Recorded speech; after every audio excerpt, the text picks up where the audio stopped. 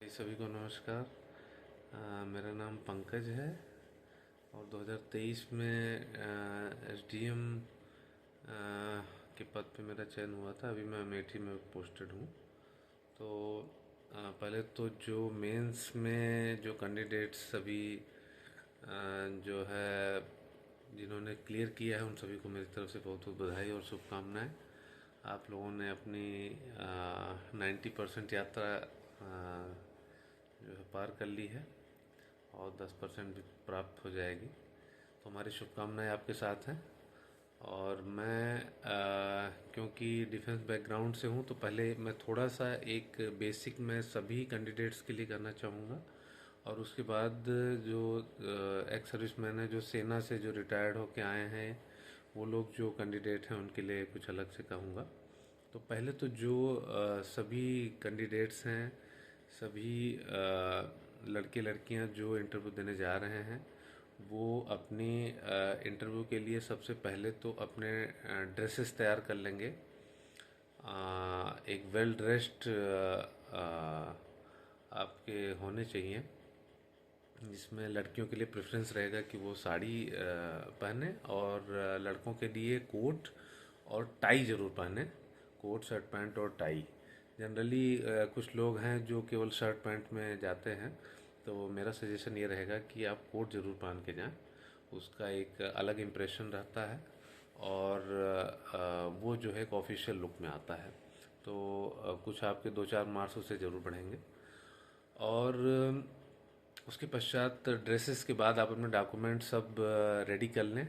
जो जो जैसे जैसे बताएंगे आपको उसमें जो अनुदेश में हैं वो सारे डॉक्यूमेंट्स आप अपने तैयार कर लें। और इसके पश्चात आप इंटरव्यू के लिए जो तैयारी जो लोग ये सोच रहे हैं कि इंटरव्यू का बहुत बड़ा एक रोल है तो रोल तो खैर है, लेकिन मैं ये कहूँगा कि जो आपकी जो मुख्य जो मार्क्स हैं वो आपके मेंस के मार्क्स हैं जो आपने हासिल कर लिए हैं। और ये इंटरव्यू जो है ये आपका 100 नंबर का है तो इसमें आपको मिनिमम 55 और मैक्सिमम 75 मार्क्स के बीच में आपको मिलता है। तो ये जो 20 नंबर का जो गैप है इसी के लिए ही आपको मुख्य रूप से इंटरव्यू देना है, क्योंकि 55 नंबर तो सभी कैंडिडेट्स को मिलेगा 50 to 55 और 75 के लगभग मैक्सिमम मार्क्स जो है वो जो सबसे अच्छे कैंडिडेट्स हैं उनको मिल जाता है। तो 20 मार्क्स की लड़ाई है, इसके लिए आप अपनी तरफ से पूरी तैयारी कर लें। जिसमें एक तो दो तीन चीज़ें हैं। एक तो आपका करंट अफेयर्स, जिस दिन आप इंटरव्यू देने जा रहे हैं उस दिन का करंट अफेयर्स ज़रूर देख लें। और चाहे किसी भी न्यूज़ चैनल से देख लें या जो भी आप चैनल फॉलो कर रहे हों। स्पेशली मैं तो कहूँगा आप डीडी न्यूज़ को ज़रूर सुबह सुबह देख लें और ऑल इंडिया रेडियो न्यूज़ को सुन लें।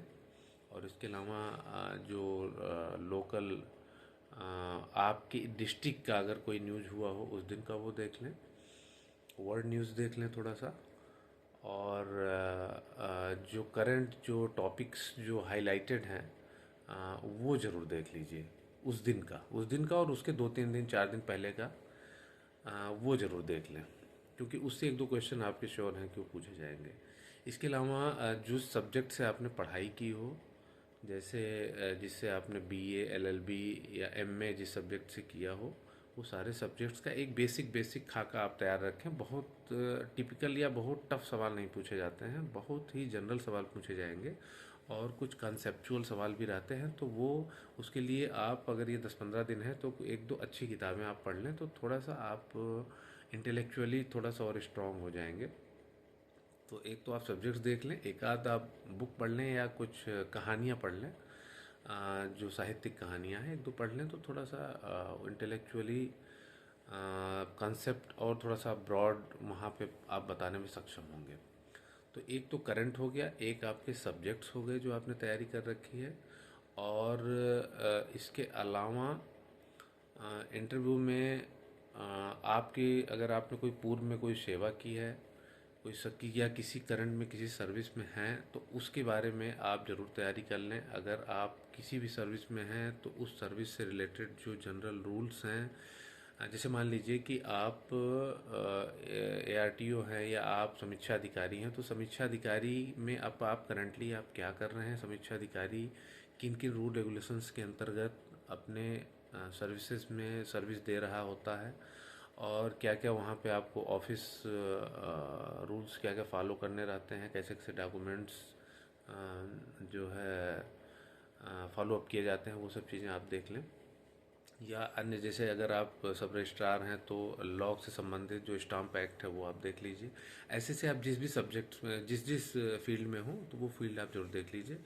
और स्पेशली एक जो आपका इंटरव्यू में जो जैसे जो हमारे एक्स सर्विसमैन हैं जो सेना से हैं, उनके बारे में मैं ये करना चाहूँगा कि आप अगर आर्मी नेवी एयरफोर्स से हैं तो जिस भी सेवा से आप सेवानिवृत्त हुए हों, उस सेवा में अभी करंट में जो आर्मी चीफ्स हैं, एयरफोर्स चीफ्स हैं, वाइस चीफ्स हैं, कितनी कमांड्स हैं आपके पास, और अभी करंट टेक्नोलॉजिकल क्या क्या इन्हांसमेंट हुए हैं। जैसे अगर आप एयरफोर्स में रहें तो राफेल के क्या क्या खूबियाँ हैं, नए नए जैसे S-400 मिसाइल्स जो ली गई हैं उसके बारे में आप देख लें। नेवी में रहे हैं तो नई नई कौन कौन सी पनडुब्बियाँ भी रिसेंटली लॉन्च हुई हैं, कौन सी इंडल्ज की गई हैं इंडियन नेवी में, वो आप देख लें। आर्मी में रहे हैं तो कौन कौन सी राइफल्स या कौन कौन से टैंक्स जो है जो रिसेंटली इंडिया ने डेवलप किए हैं, HAL ने डेवलप किए हैं, या बेल ने डेवलप किए हैं, बेल ने डेवलप किया है, वो सारी चीज़ें आप थोड़ा सा एक एक आप बेसिक आप एक नोट्स ज़रूर बना लें। जैसे करंट के थोड़ा सा नोट्स बना लें, अपने सब्जेक्ट्स के एक नोट्स बना लें थोड़ा सा, और एक आप अपने प्रोफेशन के नोट्स बना लें। तो ये 3 नोट्स जो मुझे समझ में आता है, ये 3 नोट्स आपको 4-5 पेजेज में ये आप बना के जाइएगा, और उस दिन रिवाइज थोड़ा सा कर लीजिएगा। जैसे सपोज आप सोशोलॉजी के सब्जेक्ट रहे हैं तो दरखाइम के जैसे सुसाइड से संबंधित क्या उसके थॉट्स रहे हैं, या कार्ल मार्क्स और मैक्स वेबर के बीच में के थॉट्स में क्या समानता रही है, इस तरह के कुछ कंसेप्चुअल क्वेश्चंस पूछे जाते हैं।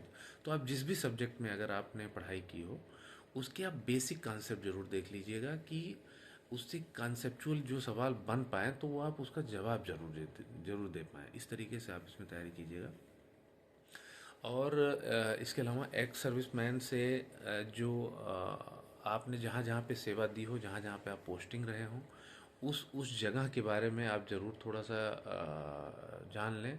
कि मतलब फिर से आप जानते तो आप होंगे ही, लेकिन आप उसको रिवाइज कर लें कि आज सपोज कारगिल में रहे या जैसलमेर में रहे, या अगर आप नॉर्थ ईस्ट में रहे तो वहाँ वहाँ की क्या क्या दिक्कतें आपने देखी और उसको आपने कैसे रिजॉल्व किया।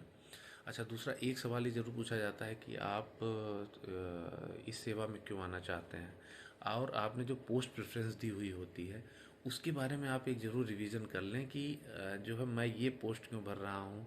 पहले नंबर पे मैंने अगर SDM भरा है या दूसरे नंबर पे हमने डिप्टी SP भरा है, तो क्यों भरा है आपने, क्यों आप आना चाहते हैं, क्यों आप जो है बनना चाहते हैं SDM। तो इस तरीके के एक सवाल का आप एक बेसिक आंसर ज़रूर बना लीजिए कि हाँ ये आंसर मुझे देना है।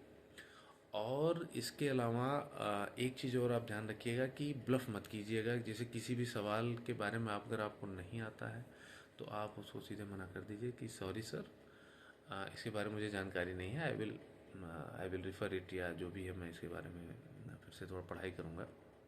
या अगर आप कुछ गेस कर पा रहे हो तो आप उनसे पूछ लीजिए कि सर या मैम जो भी, मैं क्या इसमें गेस कर सकता हूँ क्या। तो अगर वो गेस करने की अनुमति दें तो आप उसमें ज़रूर गेस कीजिए। और इसके अलावा जो है जब आप जाएं तो बहुत ही शालीन रहें, आर्गुमेंट वहाँ ना करें किसी से। और एक सलाह और मेरी रहेगी कि वहाँ पे अगर कुछ खाने को ऑफ़र किया जाए तो उसको ना खाएं।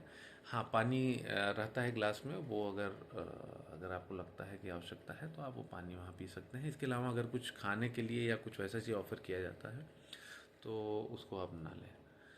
और कर्टियस रहें, क्योंकि देखिए जितने भी आपके वहाँ पे बोर्ड मेंबर्स रहेंगे तो वो सब हमसे आपसे बहुत ज़्यादा सीनियर रहते हैं, बहुत ज़्यादा अनुभवी रहते हैं, हमारी बॉडी लैंग्वेज को वो समझ जाते हैं।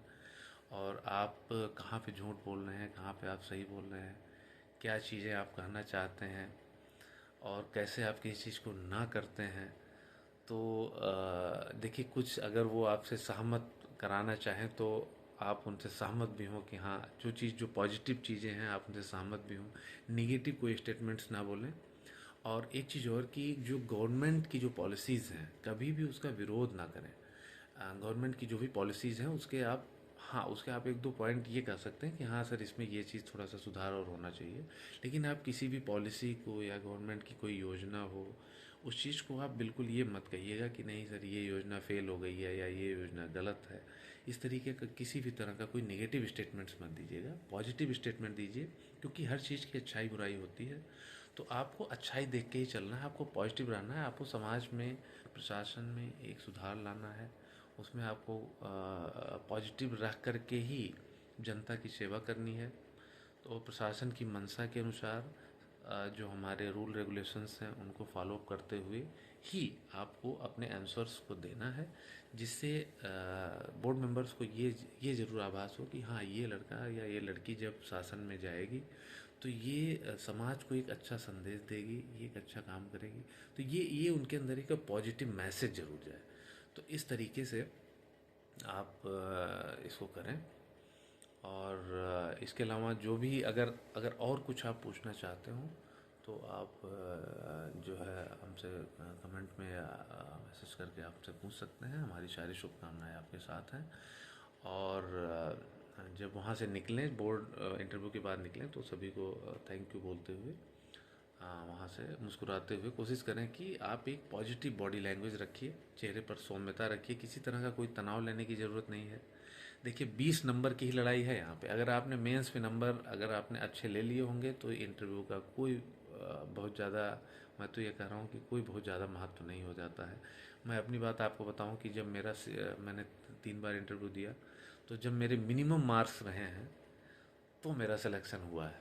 क्यों? क्योंकि मैंने जो मेंस था, मेंस में मैंने इतना कवर कर लिया था कि इंटरव्यू में मैं ये मान के चल रहा था कि अगर इंटरव्यू में बाई चांस नंबर कम हो तो मेंस के मार्क्स मेरे उसको कवर अप कर ले जाए।